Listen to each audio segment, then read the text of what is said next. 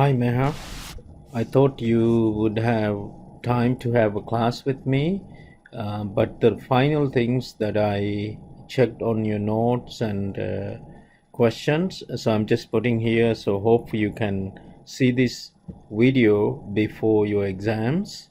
And any questions, please email me or text me and ask me, and see what some of the more important things I thought you should note. Okay, so the first one is tetracycline. So the tetracycline actually binds into this mRNA. This is an mRNA, right? And so now what happens, the tetracycline drug will bind here. It's basically 4 rings, right? And it will bind here. By binding, what it actually does is so here is the 50s, that's the 50s, and then here's the 30s, right? So that's where it binds, and when it binds, no longer the protein synthesis, so it stops the translation, right? So that's the key point to know. So that's the first point I want to make. The next one is actually number 2, is what beta lactams do, right?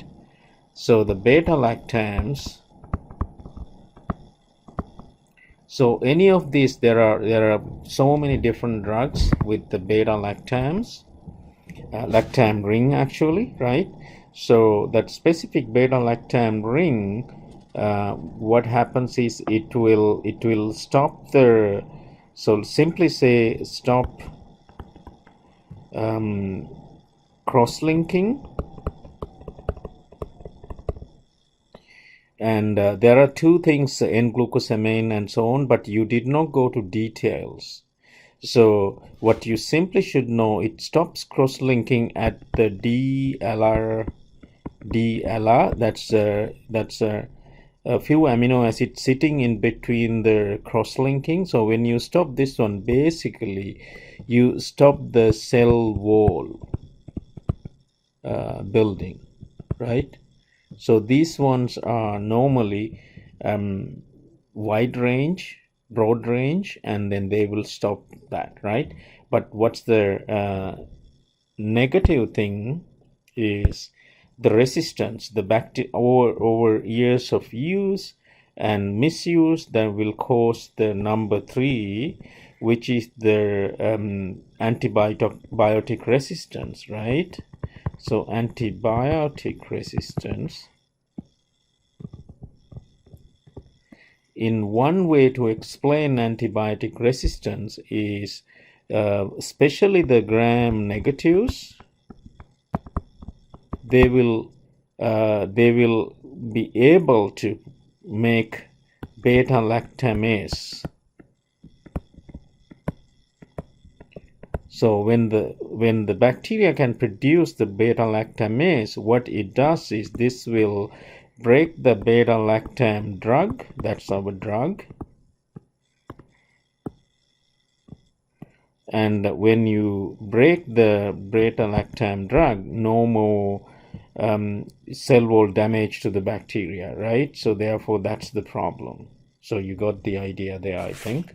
So let's go to the next one.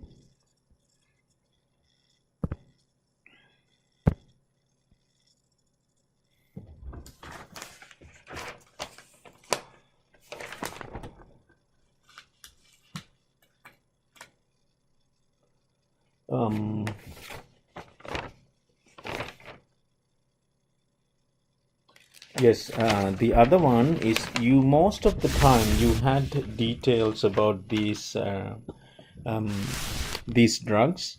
So these ones are, almost all of them are affecting on the neurotransmitter amount available, bioavailable amount, right? So these are basically, if you look at first one is SSRI, so selective serotonin reuptake inhibitors, right? So I think you had bunch of drugs, so I'll put one or two, but you know what they are. So citalopram and fluoxetine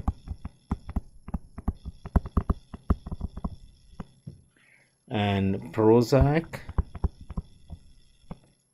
and sertraline. So there are many more, but what you want to know is this one inhibits selectively, that's a special word, selectively serotonin reuptake, as it says, right? And then so this breakdown happens at the cytochrome P450, and so there is a possibility of drug to drug interaction. So those are the key things to know about the SSRIs. Okay, now the next one, you talked about, you many occasions you had SNRIs. So SNRIs are actually occurs in the 5-HT uptake inhibitor, right? Or it could be norepinephrine reuptake inhibitor, right? So those are the places it works. And so I think the drugs are Effexor and Zimbalta, and there are a few Balta, and there are a few more. You had it, and so this one side effects could be, so actually here also side effects. So this one is metabolics, and these are side effects, and these are action or mode of action, and this is commercially available, and this is the type, right? So in the SSRI, side effects are basically nausea and also sexual dysfunction,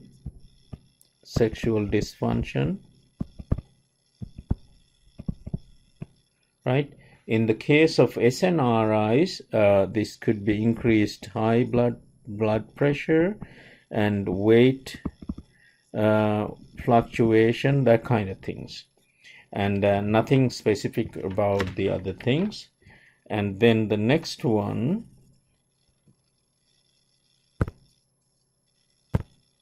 is NDRI, and that's you had many times this one, bupropion, and this one is actually noradrenaline and dopamine reuptake inhibitor, right? And then problems are anxiety and few other things, right? And this also could cause anorexia and bulimia.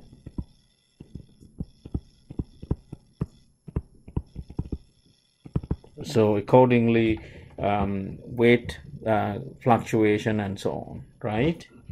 Okay.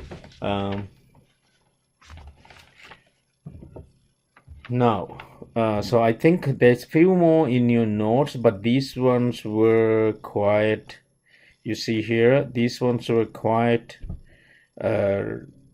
you had many times these ones talking about these ones, right? So it's better to pay attention to that. And let me see if I can draw and separate them, right? This is the receptor type and the commercially available and side effects, and then the metabolics, right? So that's how you want to kind of have a short note. Okay, all right. Now let's take a look at, yes, you also had a couple of times you asked what is selectivity for a drug. So the selectivity of a drug, so what's that means? It gives desired effect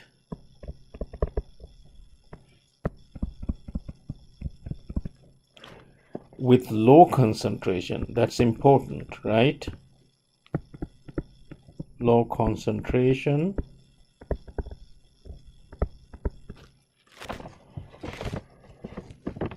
with low side effects. So with low side effects. So otherwise we would not select that drug, right? So that's how you want to kind of look at it. Now that's number one.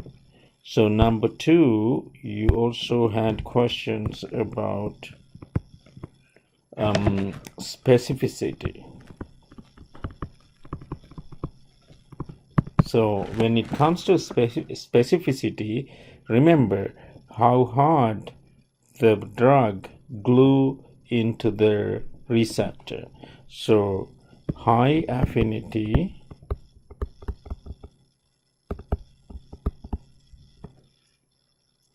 for a specific receptor. Now just remember, there are no drug is perfect, but higher the affinity, the much harder the glue to put together the drug and the receptor, that's the specificity. So those are the two terms you asked me a couple of times, right? Okay. Now another term I think perhaps good idea to know. So you know agonist. So agonists are, they do response. So I will put in a graph also, just a little bit to understand later.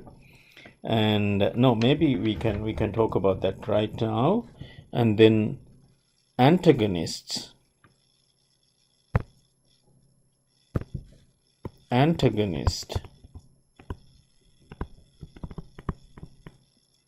They show no response. You see the idea, right? So generally you won't have that idea. And agonists and antagonists, I'm going to draw everything together in one graph. Let me show a little bit here. So if you have a graph, let's say response here, and concentration here, and then the graph normally kind of goes like, let's say, kind of like that, let's say, and this is the max level, max, right? Let's say this is 10. Then if that is 10, 5 is here, right? That's the half max. So max and the half max, right? Kind of, they're not really touching, they're nearby. And then half of the length. If this is 10, this should be 5, this should be 0, right? And in this case, we can half of the response max. If you draw a line here, if you draw a line down here, this concentration is the one we call the EC50, right?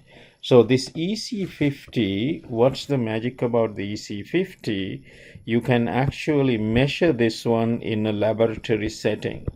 So you can actually calculate the concentration, milligrams or moles or whatever you need the concentration. Depending on that, we can calculate that. We can actually in a lab measure it, right? Now, so the other thing that we talked about the ED50, right? What's the ED50 is, you do the same thing, but ED50 is, that is when you, that's the drug dosage when you give it to the patient, because in the patient you cannot measure the concentration, right? So this is the 50% response when you give the drug to the patient. So this is inside the patient.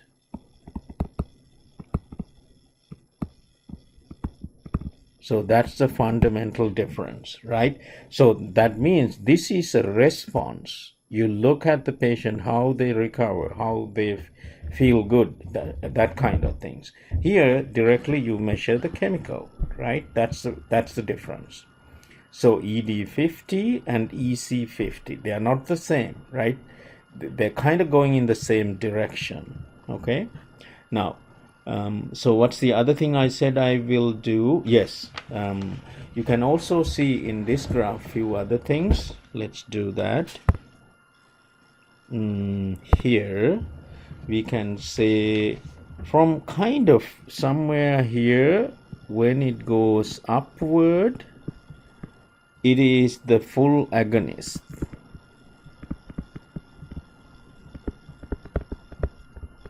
When it is going downward, it's the partial agonist. And we know antagonist is not responding, right? So that's kind of the idea here. And this is the idea how you go from agonist to partial to antagonist, right? Okay, so you got that idea. And also it's a good idea, you have a nice graph in your lecture note that is about the potency and potency also can go in this direction in a way. So when it is going this way, it is more only little bit of the drug you need, so this is high potency drug, and at some point to this side is the less potency, right? That's the idea. Okay, I think, yes, I make the note about that. That's good. And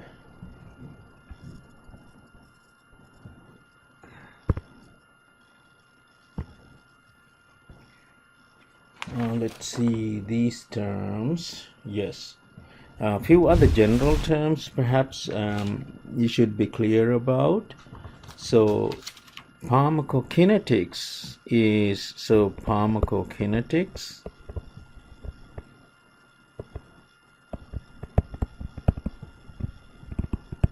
see, the kinetics is about the time. So it's all about how fast the drugs work, how fast the drugs metabolics happening, and so on. So that's basically in the ADME, right? So absorption, distribution, metabolics, and excretion. So that's all about time. So different drugs have different ADME, and that's the pharmacokinetics, how fast something is happening, right? That is different from this one. This is pharmacodynamics.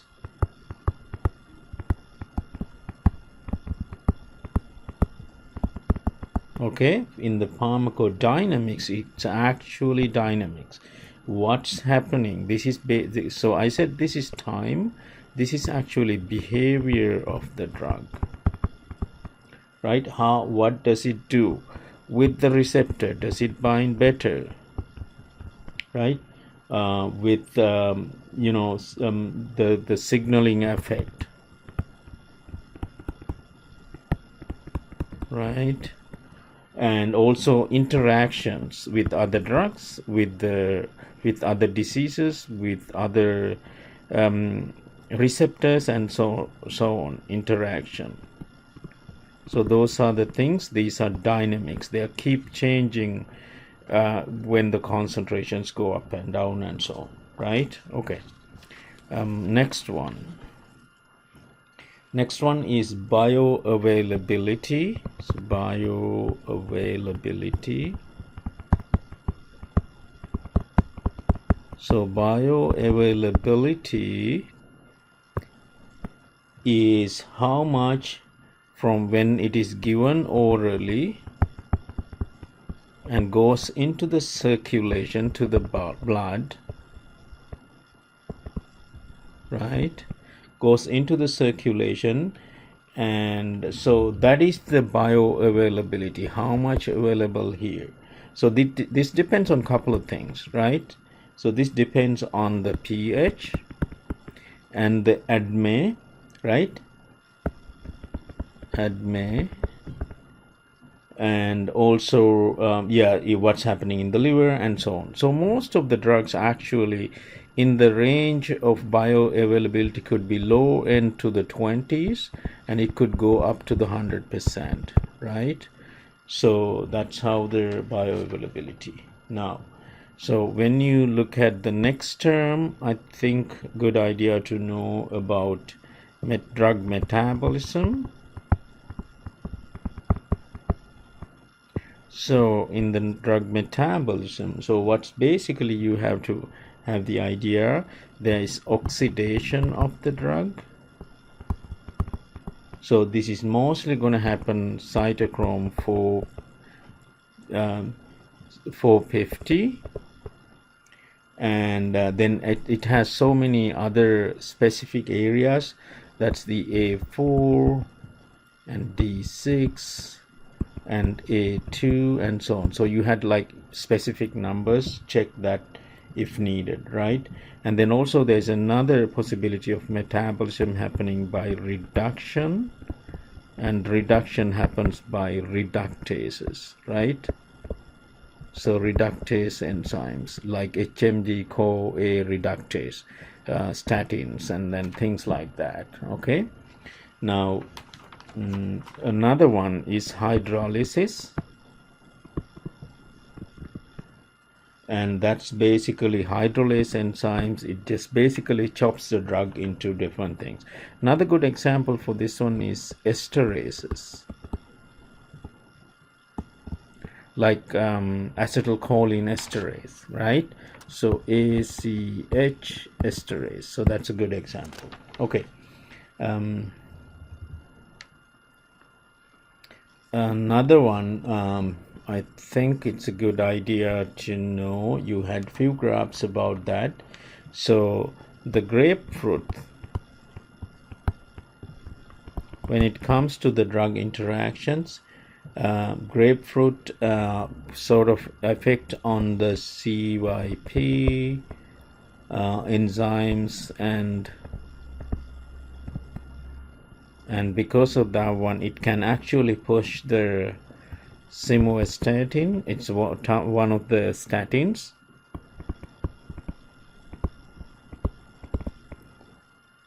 Drug percentage can go really up, and this will increase the side effects. So that's the bad thing about it. And so some other drugs can go really down as well with the grapefruit, because of the effect of the CYP enzymes. Just be aware of that one, right? Now, we could not solve the problem about this one many times. I think we at least had like 3-4 times. That was where we were not clear about the general excretion, right? General excretion, because there were specific drugs have specific areas it didn't match. But generally in your lectures, what you have is you have the glomerulus, right? And then it goes into this convoluted area and down and up, and then this other area, and then it goes into the collecting vessel, right? So this is the downward, this is the upward, this is the loop of Henle, and this is the collecting tube, and so this is the glomerulus, and this is the proximal convoluted tube, PCT, and this is the distal convoluted tube, DCT, and this is the loop of Henle. And okay, so now, so just the terms. Generally, almost 100% filtration occurs here in the glomerulus, filtration, and then mostly secretion happens at the proximal. So this is the secretion, and mostly reabsorption happens in the DCT, reabsorption, and then the collection tube happens, the removal, right? Everything goes, basically we pee out everything here, right? I mean, this goes to the bladder, and then through the urethra to the ureter, and then that's it, right? Urinary bladder. So that's it. So just the general idea.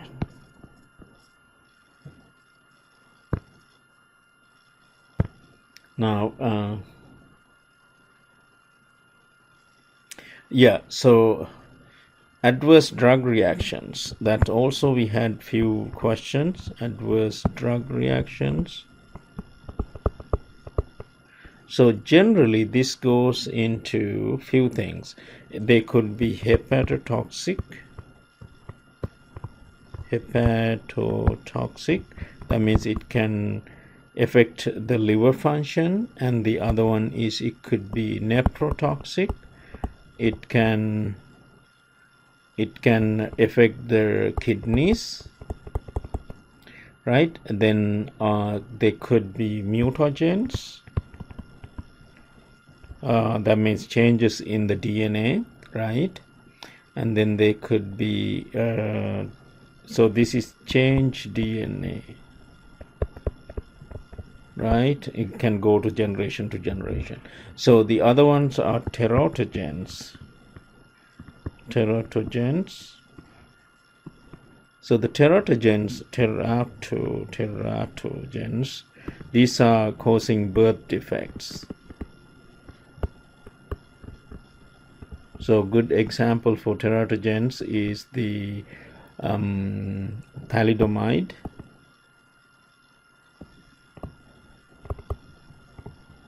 So thalidomide is given for morning sickness in the 1950s, and as a result what happened is that its teratogenic effect caused like 10,000 babies were born without legs and arms, right? So that's the birth defects caused by a drug adverse effects. Okay, so now, oh sorry, one more thing actually here. It could be reactions. So immunoreactions, they could be very dangerous. One is anaphylactic,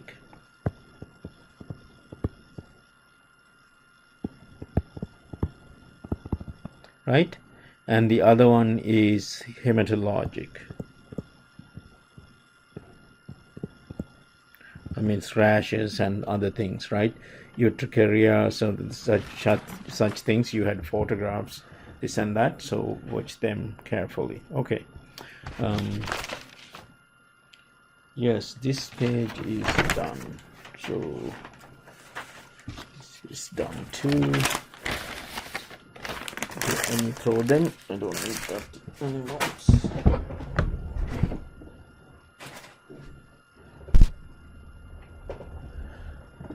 Yes, only few more minutes. Okay, you said 30 minutes. That's why I prepared for 30 minutes.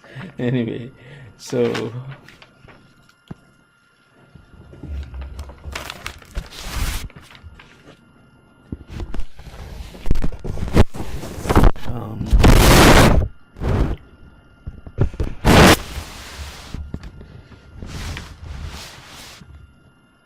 oh, actually, it's a little bit more information about the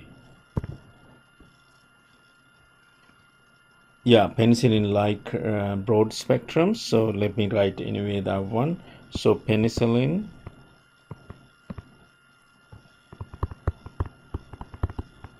and plus like. So there are so many different versions of penicillin drug. So penicillin like, all of them have this something called the beta lactam ring. And so it's kind of have this type of special ring. I don't think structure is really important for you.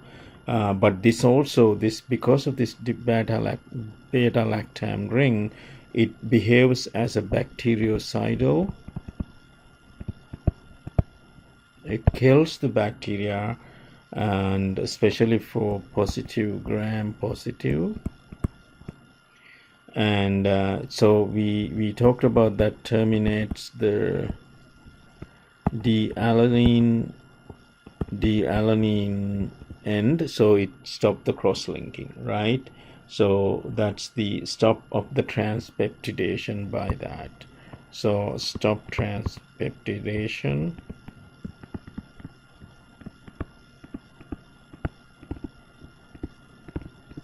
Okay, so that's what's happening now.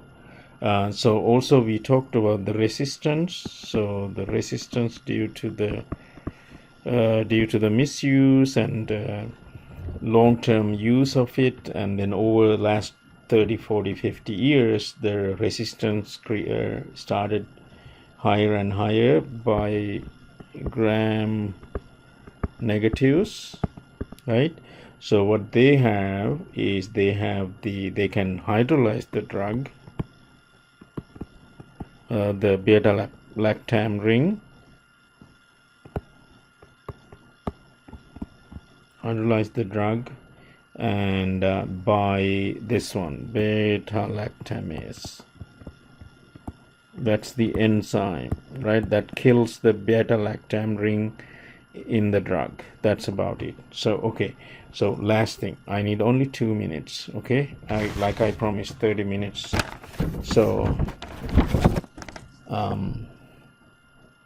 yes, you had 2 other questions. One is about MAOI, monoamine oxidase, right? And then these ones are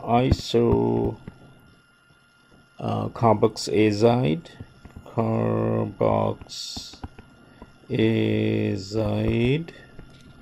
and then also penicillin.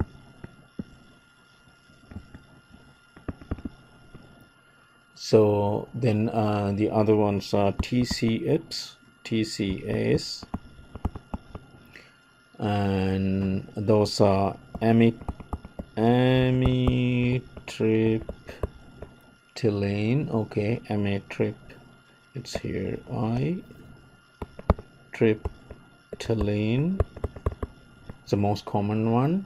And then there's another one, nortriptyline.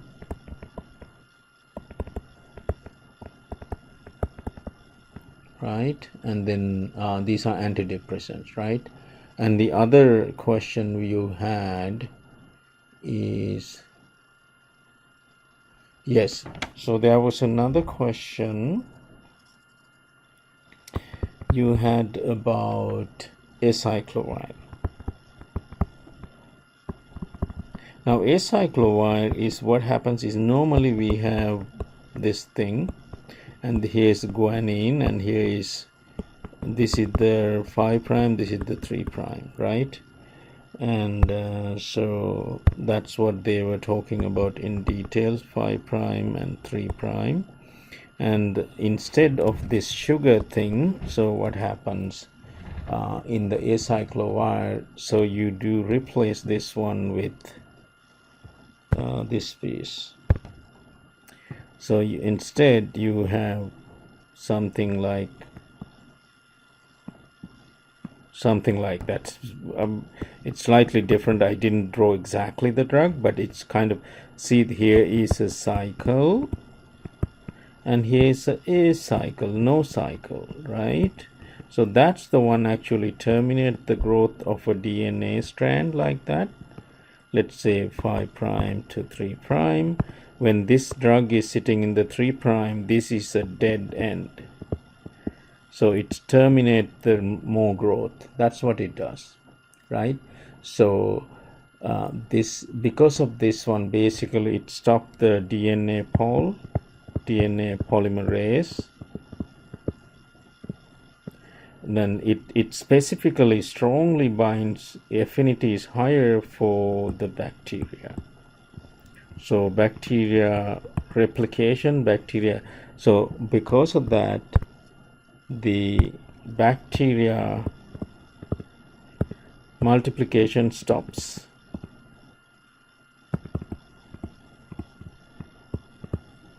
You got the idea, right? And then the last one more minute, please. The last one, we had 33 so many times, and first one is A, and that is correct. This so the question was about IBD, and I think IBD, ulcerative colitis, or IBS, related question, IBS, IBD, ulcerative colitis, and Crohn's disease. So what drug cannot be given, right? There were a bunch of drugs given by biologics here, biologics for that one, and the D, and then the E, right? So these all are given. What is not given is this one, cisapride.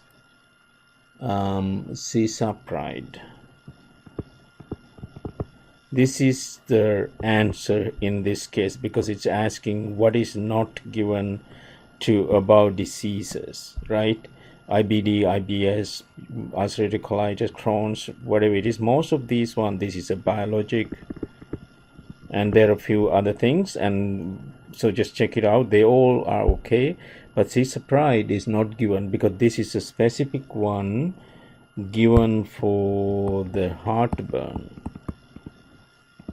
Nothing to do with the colitis, right? So that's the answer. Okay, so that's all I remember. What I could not clarify.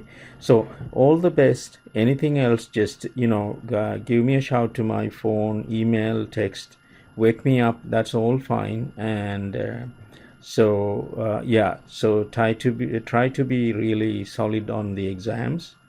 And you have done the homework, you prepared yourself, and I think you're pretty solid. Don't go panic.